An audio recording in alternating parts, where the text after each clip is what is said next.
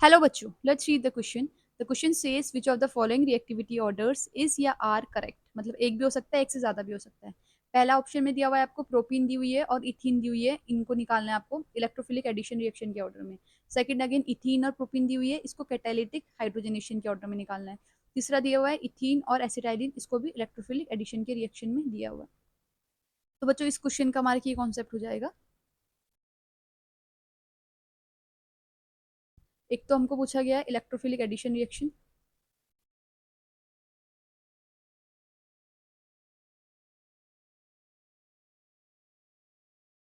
और दूसरा बोला गया है हमसे कैटालिटिक हाइड्रोजनेशन। अब हम ऑप्शन बाय ऑप्शन चेक करते हैं।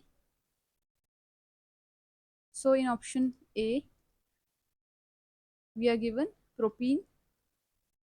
प्रोपीन ज्यादा रेट शो करती है इलेक्ट्रोफिलिक एडिशन रिएक्शन के towards as compare to ethene. ये बोला जा रहा है इसके ऑप्शन में, towards electrophilic addition reaction EAR।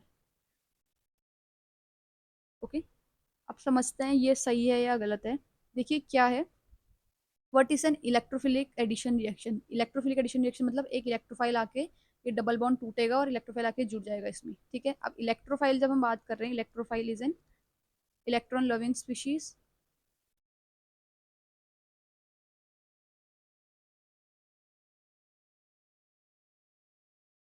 Loving, electron loving है तो ये चाहेगी कि इसको कोई ऐसा सेंटर मिले जहां पर इसको जो नेगेटिव चार्ज है इलेक्ट्रॉन्स की डेंसिटी ज्यादा ज्यादा मिले, मतलब जिसकी न्यूक्लियोफिलिसिटी ज्यादा हो। ठीक है, अब हम इथाई इथी, इथीन और प्रोपीन में जब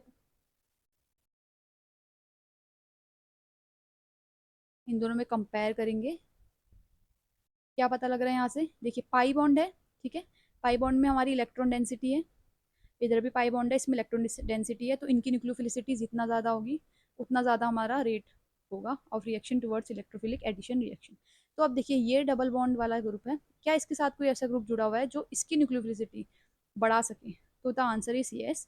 ये मिथाइल ग्रुप है, ये क्या करेगा, डबल बॉन्ड की न्यूक्लियोफिलिसिटी बढ़ा देगा। क्या शो करेगा यहाँ पर, हाइपर कंजुगेशन शो करेगा। तो हम क्या बोल सकते हैं,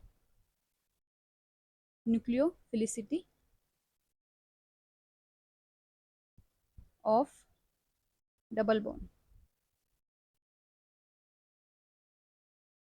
increases due to hyper conjugation. ठीक है, जबकि आप इथीन में देख रहे हो जब, ऐसा कुछ नहीं है, इट्स जस्ट पाई बॉन्ड। तो एज कम्पेयर टू प्रोपीन इसकी न्यूक्लियोफिलिसिटी उतनी ज़्यादा नहीं होगी, तो जो इलेक्ट्रोफाइल आएगा वो आके जुड़ना चाहेगा हमारा प्रोपीन में एज कम्पेयर टू इथीन। ठीक है, तो ये वाला जो ऑप्शन दिया हुआ है हमको, ये तो हमको करेक्ट दिया हुआ है। अगर हम एक चीज़ और बोले, लाइक जब हम इसकी बात करते हैं इलेक्ट्रोफिलिक एडिशन रिएक्शन की, तो एडिशन ऑफ HBr करके देख सकते हैं। ठीक है, एडिशन ऑफ HBr करके देखेंगे तो क्या रहेगा, जैसे पहला दिया हुआ है हमको CH3 CH double bond CH2। हमको पता है ये बॉन्ड टूटता है, या तो ये बॉन्ड इधर साइड टूटेगा या बॉन्ड इधर साइड टूटेगा। तो हम मोर स्टेबल जहाँ पर जाता है वो देखते हैं। तो अगर बीच में आएगा ये पॉजिटिव, तब ज़्यादा स्टेबल होगा, ऐसे करके। तो ये 2 डिग्री कार्बोकेटाइन बन रहा है। और सेकंड जब हम देखते हैं, इथीन देख रहे हो, तो इसमें कोई भी कंडीशन ले लो आपका, सिमेट्रिकल एल्कीन है तो सिर्फ हमारा इसमें 1 डिग्री ही कार्बोकेटाइन बन सकता है। तो हमको पता है कार्बोकेटाइन 2 डिग्री ज़्यादा स्टेबल होता है एज कम्पेयर टू 1 डिग्री। ठीक है, तो हम बोल सकते हैं ये वाली एल्कीन ज़्यादा स्टेबल होगी। तो इस उससे भी हम बोल सकते हैं कि ये वाला ऑप्शन करेक्ट है। सेकंड अब देखते हैं कैटालिटिक हाइड्रोजनेशन के, इसमें दिया हुआ है पहला, इस केस में बोला है इथीन ज़्यादा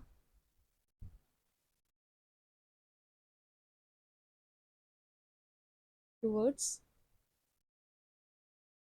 catalytic hydrogenation.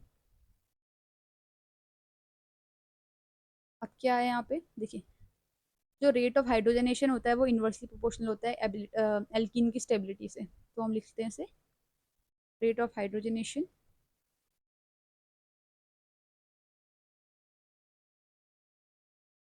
Is inversely proportional to stability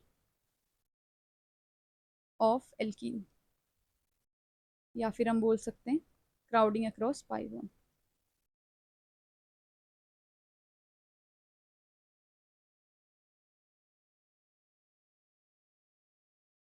ठीक है, तो इसका मतलब हमने अभी इससे पहले ऊपर वाले ऑप्शन में पढ़ लिया है कि हमारा ज़्यादा स्टेबल प्रोटीन है एज कम्पेयर टू इथीन। तो जो जितना ज़्यादा स्टेबल होगा उसका रेट ऑफ हाइड्रोजनेशन उतना कम होगा। इसका मतलब इथीन कम स्टेबल है तो इसका रेट ऑफ हाइड्रोजनेशन ज़्यादा होगा। तो हमको ऑप्शन में ऐसे ही दिया हुआ है, इथीन का ज़्यादा रेट है एज कम्पेयर टू प्रोपीन, तो ये वाला ऑप्शन भी हमारा बन जाएगा करेक्ट। अब तीसरा देखते हैं, रेट इलेक्ट्रोफिलिक एडिशन रिएक्शन के साथ इथीन और एसिटाइलिन का दिया हुआ है।